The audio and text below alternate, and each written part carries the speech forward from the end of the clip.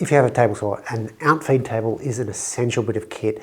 It supports the workpiece as you're passing it through the saw, makes everything much safer because it doesn't fall on the floor, doesn't want to tilt up because it has no support. A few years back I made an okay outfeed table. It was a little bit wider than what I originally had, a little bit longer, and it had some neat drawers in it to store all my jigs. And at the time it was perfect for me, but that is probably the key there, that at the time it met my needs. Now it doesn't. Nowadays I use my outfeed table as a secondary workbench, particularly for power tools. So I might use a domino on here, use the track saw all the time on top of it, even some routing and often a lot of sanding, because it's a nice flat surface that isn't my main workbench, so I can have two things on the go at all times without having to move everything around. And since moving into this house and this workshop, I've started to pay a lot more attention to how things look, because this is, well, it's my happy place. I like everything to look nice, and a plywood outfeed table that was fairly hastily put together isn't quite cutting it anymore. So let me introduce Poobo. This honking solid hardwood workbench outfeed table is what I imagine Andre Roubo would have if he had a table saw in 18th century France. Poobo, it's kind of a roubo, but a bit crappy because it's not a roubo.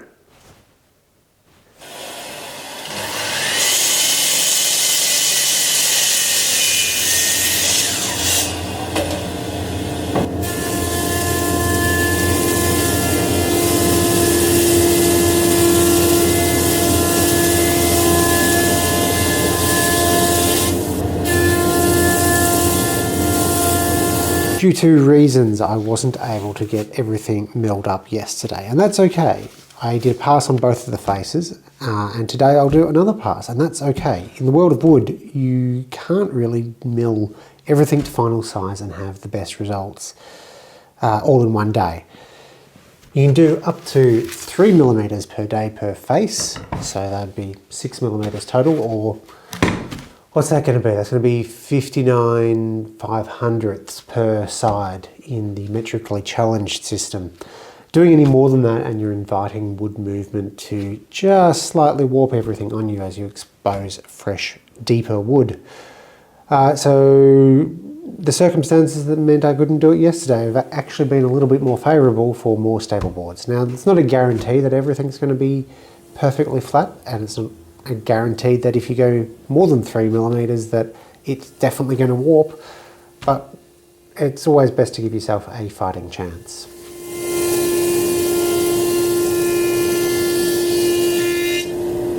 This is called stickering, and it is an important way to prevent wood movement, or at least reduce wood movement. The stickers, just some 10mm thick sticks, allow airflow around the wood evenly so it doesn't quickly warp.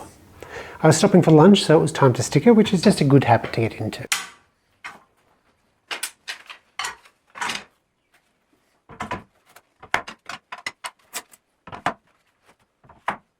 The next day I could get into glue ups. The top is made from 6 boards, and 2 boards equals the maximum my thicknesser can handle, so I was gluing them up in 3 separate glue ups so that I could do a pass through the thicknesser once they're glued up to clean everything up.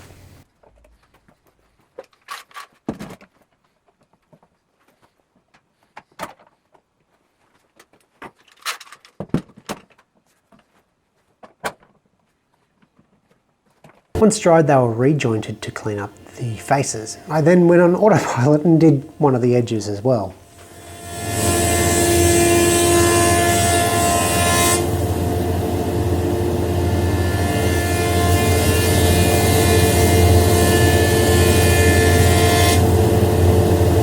A single light pass on the thicknesser cleans up the underside. It's not really required, but it doesn't really hurt anything either.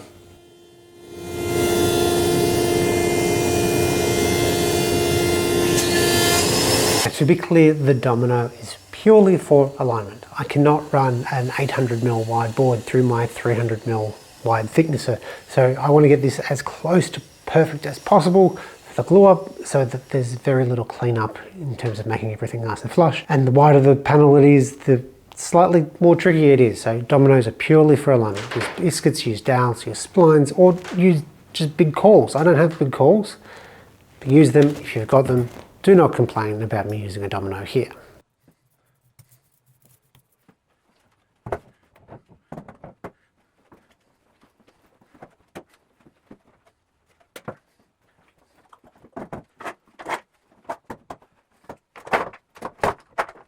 As the PVA starts to be absorbed, everything swells and requires more force to bring it together.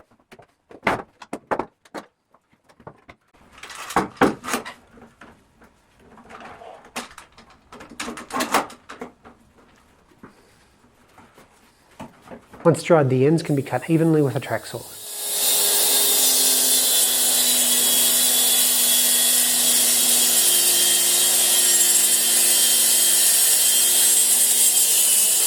I really need to get longer arms for this.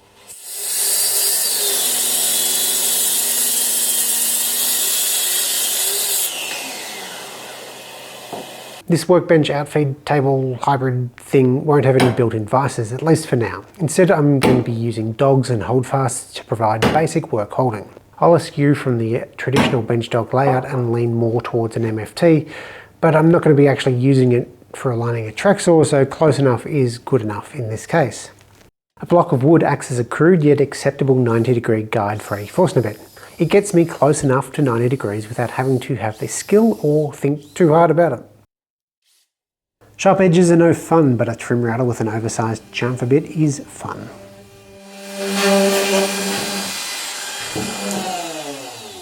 On the exterior edges, a hand plane is quick enough because I didn't want to find the dust collection attachment and set all of that up. 4 passes in the end gave me the feeling I was after.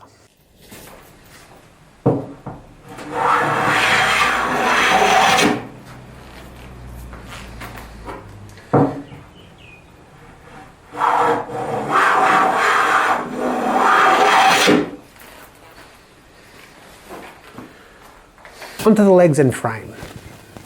Before jointing the material, the boards can be ripped in half at the bandsaw. I'll be gluing 2 halves together for the legs, but the apron pieces don't really need to be 140mm wide.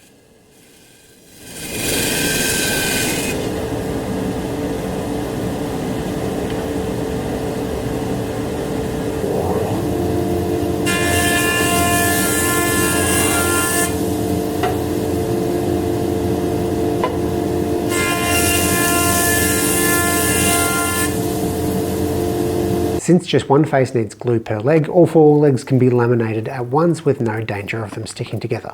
This sure saves a lot of time.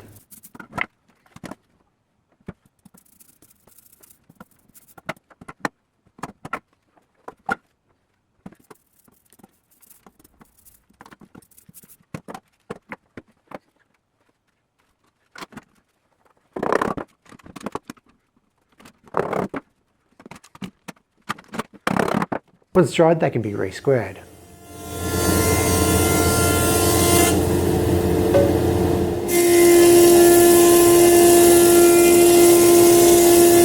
Big legs require big tenons, which require big mortises. There are a few things faster than using a plunge router with a 1/2-inch bit to make them mortises.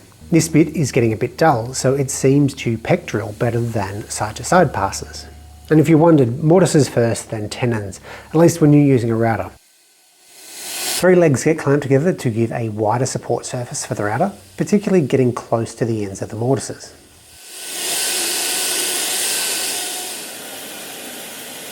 After squaring the ends of the rails, I could install a dado stack. A dado stack isn't needed, it's just one of those things that makes things quicker. Use a router table if you like, or whatever. There's many ways to skin a tenon, and a 1/2-inch dado stack is absolutely fine here.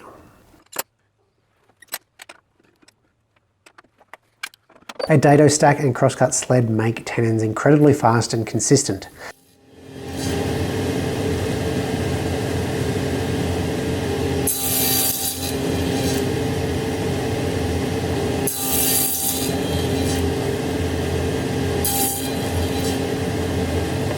And if you're good at video, I recommend actually recording the test passes needed to dial in the fit. I assure you, I didn't just YOLO the fit on these. I did do test passes, I just didn't hit record.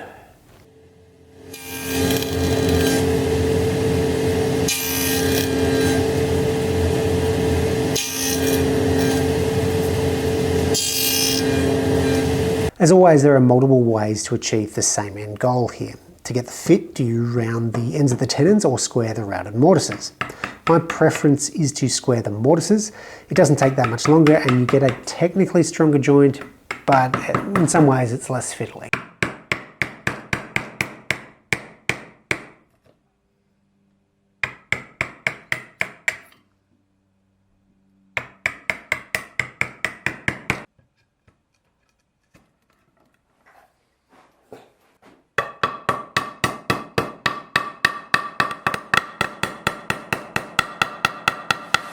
Once I got the tenons to eventually fit, the legs could be cut to length and ready for glue up.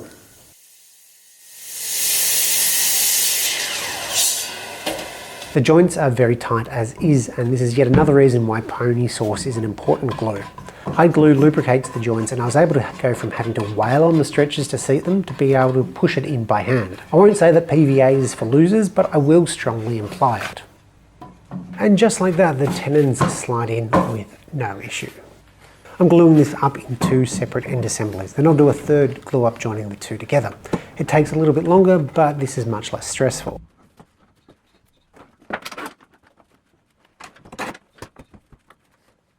Wet rag and PVA, that's a great way to smear stains that only show up under finish. Wet rag and pony sauce, no problem. It isn't a problem, it's great. There really isn't enough room anywhere except the floor to glue the two ends together. The assembly is just long enough that pipe clamps were the only thing long enough to pull it together. This would have been a good opportunity to use drill boards instead of clamps.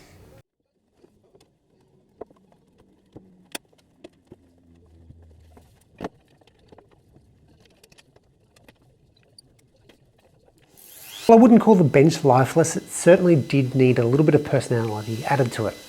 I opted to do that in the form of marquetry inlay. One day I'll buy a plunger router base for my Fordham. For now I have to make do with a very clunky trim router with a 3mm bit in it. The poop emoji. What else would be more appropriate for the crappy Roubo knockoff known as Poobo?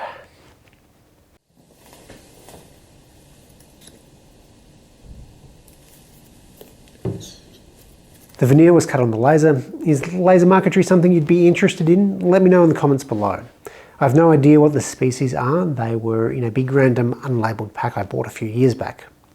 The black pieces were something light but dyed with India ink.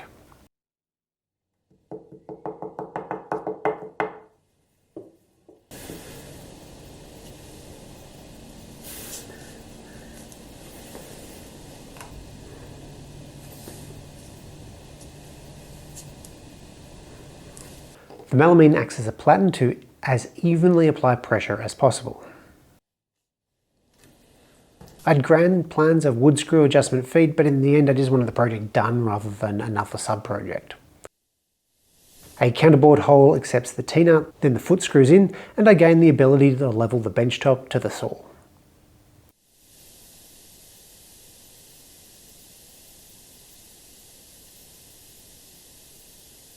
I'm using Z-clips to attach the top.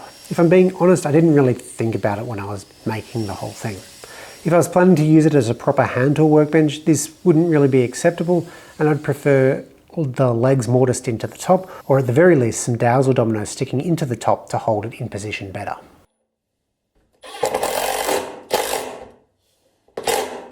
Once I was satisfied with the placement against the table saw, I needed to route some grooves for the mitre slots, so mitre gauges, crosscut slugs and other jigs can move properly.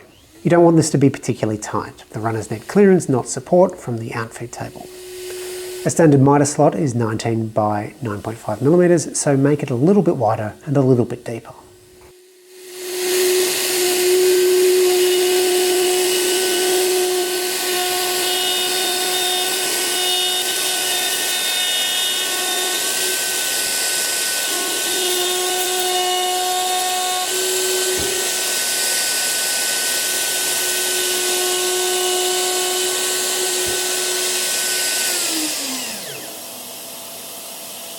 I really like these power boards because I don't have to use the bleeping keyhole slots to mount them. And they're greenish, the bestish colour. I currently have a saw-stop contractor saw. Pretty much all contractor saws have the motor hang off the back of them, and that can present a bit of a problem. And in this case, it did present a bit of a problem. I didn't account for the thickness of the bench hitting the motor when the motor was raised and tilted. With the motor raised, I could trace out roughly where I'd need to remove material.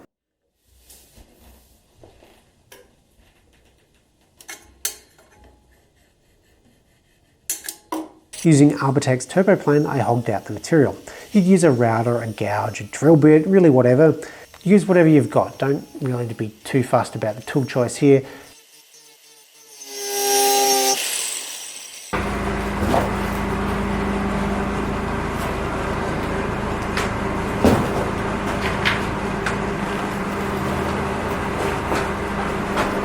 A piece of paper could fairly easily slide out, so I did have pretty good clearance there.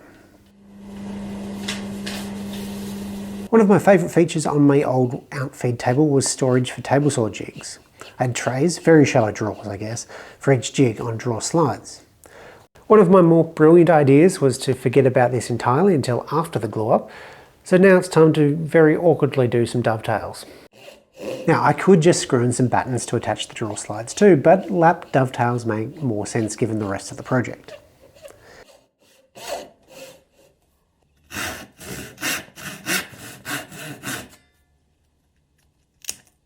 These are very overkill battens. I could thickness them down, but an easier way is just to reduce the thickness of the dovetail.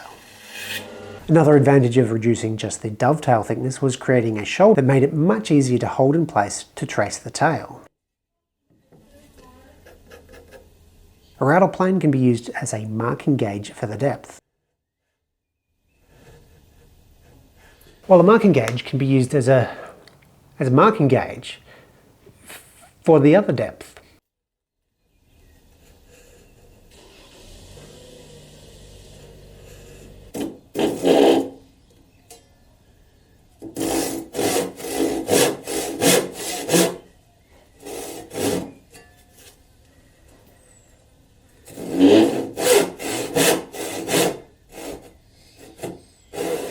Because this is cross grain and the ends are severed with a saw, it's fairly easy to chisel upwards to peel away thin layers at a time.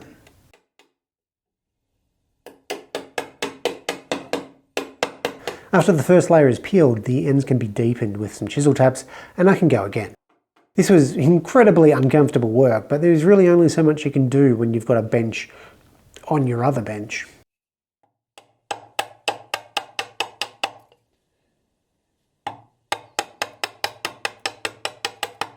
As it gets down close enough to my line, I can switch to the router plane to tidy it up and get all the depths consistent between all of the sockets.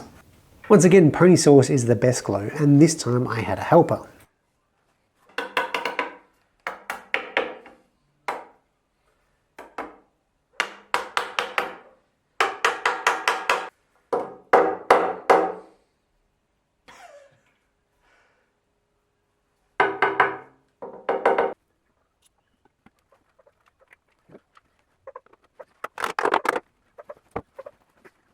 Glue ups are boring, but cats in motion are cute.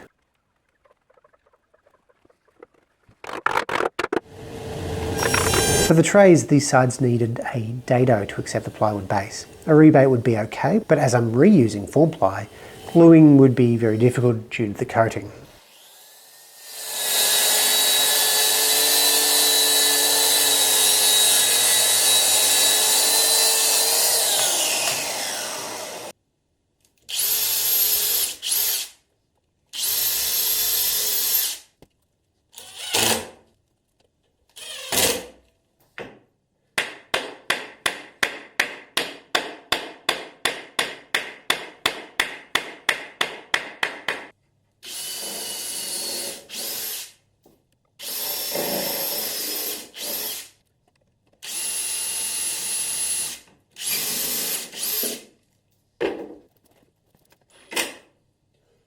These are also reused very cheap drawer slides, so they're a little bit crunchy. They do get the job done though.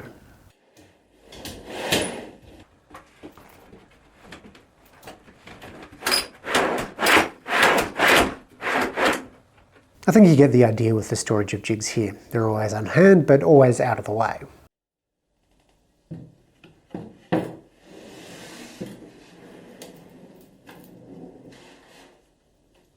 The grid of holes allow me to use bench dogs so that I can support the material, can't go back any further. So if I'm using something like the domino, I don't have to hold the piece in position with my hand. I've got support for that.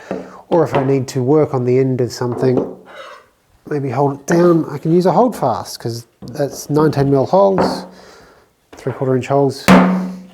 That mostly works. There we go. This works a lot better now, so I can, well, again, I could work on the end like that. I can do some light hand tool work on it if I want to, though I do have another workbench for that specific purpose. And from the business end, the table saw end, I think it looks pretty nice and it makes me very happy to look at when I'm using the table saw. It's an Outfeed table, there's nothing too fancy about it. Yes, this one does look nice and it has a bit of storage, which is also nice, and it'll function as a second workbench for me. And I got to make a very dumb pun with the inlay, which, I mean, that's just a winning combination just there. Might not be for everybody because it was a bit expensive to use hardwood, but I actually couldn't get 140mm wide pine because it's basically out of stock in Victoria. Thanks, supply chain issues. Poobo, make yourself one today and make yourself giggle in ways you probably shouldn't. Thanks for watching.